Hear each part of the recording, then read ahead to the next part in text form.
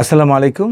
বাংলা ভিউর ইসলাম ও জীবন অনুষ্ঠানে আপনাদেরকে স্বাগতম। প্রতি সপ্তাহের ন্যায় আজকেও একটি গুরুত্বপূর্ণ বিষয় আলোচনা করা হবে, যেটা মুসলমানদের ঈমান আমলের সাথে অত্যন্ত ওতপ্রোতভাবে জড়িত।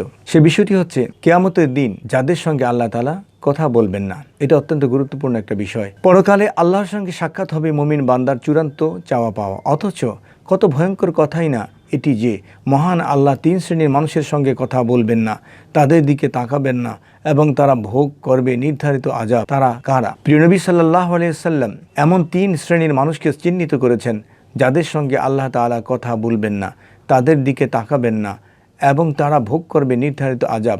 হাদিসের বর্ণনায় তা সুস্পষ্ট করে তুলে ধরা হয়েছে। তারা হলো হযরত আবু যার রাদিয়াল্লাহু তাআলা আনহু বর্ণনা করেছেন, একবার নবী করিম সাল্লাল্লাহু আলাইহি সাল্লাম বললেন, তিন শ্রেণীর লোক যাদের সঙ্গে আল্লাহ তাআলা কিয়ামতের দিন কথা বলবেন না, তাদের প্রতি দয়ার দৃষ্টি দেবেন না, তাদের গুনাহ ক্ষমা করে দিয়ে পাক পবিত্র করবেন না ও আর তাদের জন্য রয়েছে কঠিন শাস্তি। হযরত আবু যার রাদিয়াল্লাহু তাআলা আনহুর কথাগুলো শোনার পর সঙ্গে সঙ্গে বলে উঠলেন, হে আল্লাহর রাসূল সাল্লাল্লাহু আলাইহি সাল্লাম, যাদের জন্য এত অধঃপতন ও ধ্বংস তারা কারা?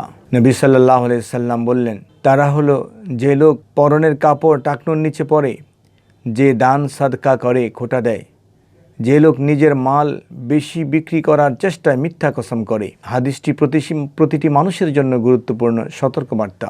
উল্লেখিত তিনটি কাজই মানুষের মধ্যে রয়েছে।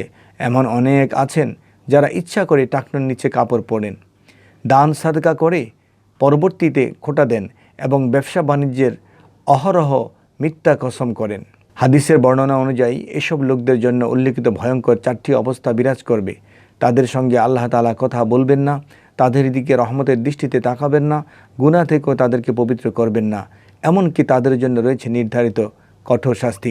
সুতরাং মুমিন মুসলমানের উচিত ইচ্ছাকৃতভাবে টাকনোর নিচে কাপড় না পরা, দান সদকা করে খোটা দেওয়া থেকে বিরত থাকা, ব্যবসা বাণিজ্যে অযথা মিথ্যা কসম না করা।